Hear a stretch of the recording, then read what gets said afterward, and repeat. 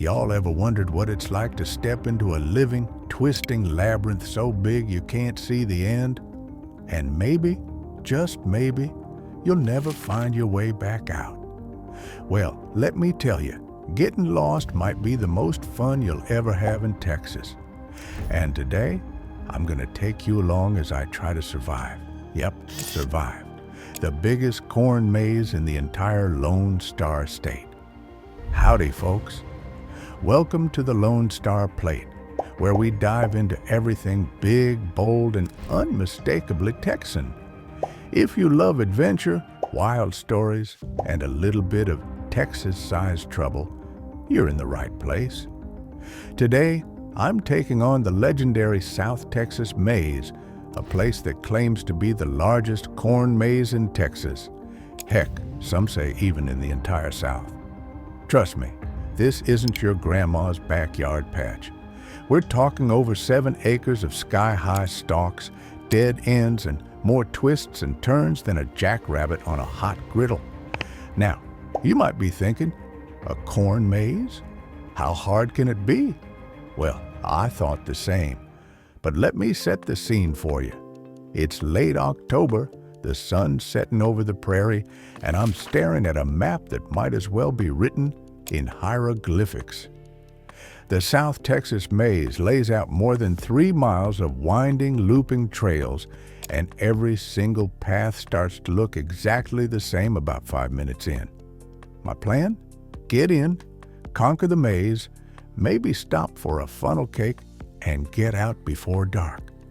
But as you're about to see, nothing ever goes according to plan out here in Texas. So, boots laced, hat on snug, phone battery at 100%, I step into the maze, feeling just a little overconfident. The stalks are about 8 feet tall, thick and green, with only narrow dirt paths weaving between them. About a half mile in, that confidence, gone. The sound of kids laughing and country music fades, replaced by only the rustle of corn and the distant moo of a cow. Corn mazes date back hundreds of years, originally designed as rustic games to keep folks entertained during fall harvest. But leave it to Texas to take things over the top. This isn't just a fun little stroll. Each year, the folks at the South Texas Maze design a new maze pattern, some with local icons, cowboys, and even the state of Texas itself. Believe it or not, they cut each maze with tractors guided by GPS technology, making sure every twist and turn is perfectly plotted. So there's really nowhere to hide when you get turned around. About 20 minutes in, bam! I hit my first dead end. No biggie. Except the more I try to backtrack, the more I realize the sun is setting a whole lot faster than I thought. Texas might be famous for its big, bright sunsets, but in a maze, that means shadows stretch long and everything looks 10 times spookier.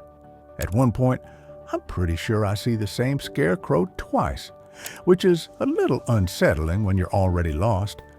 Let me walk you through what it feels like. Every turn is a gamble. Do I go left or right? Forward or back? I start to second-guess myself. My phone's GPS, not much help. The only real clues are the helpful little signs posted along the way.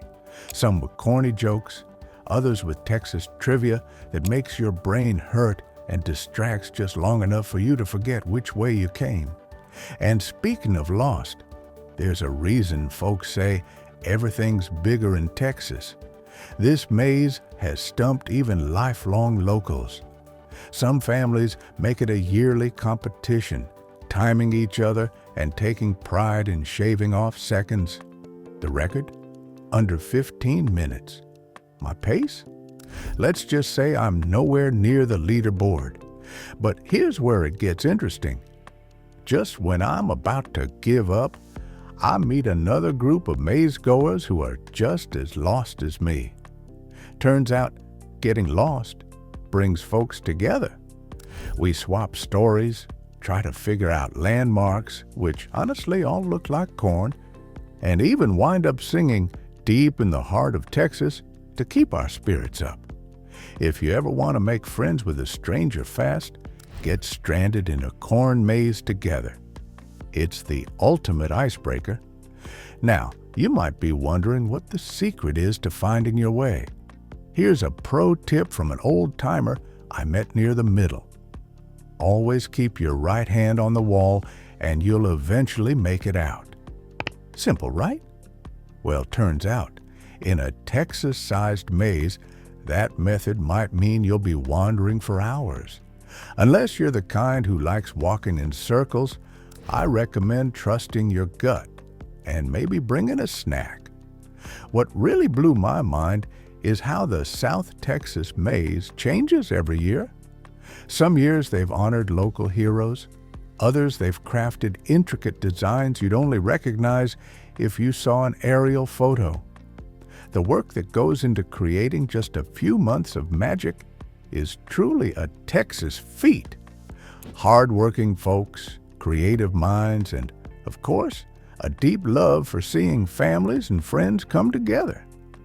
My journey through the maze took longer than I care to admit.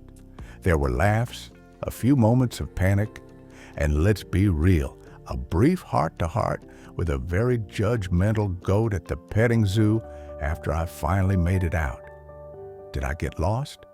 Absolutely. Would I do it again? You bet your boots I would. There's something almost magical about wandering in that corn. As silly as it sounds, you get to leave your worries at the gate. It's you, the corn, and maybe the sound of a band tuning up for the Saturday night dance.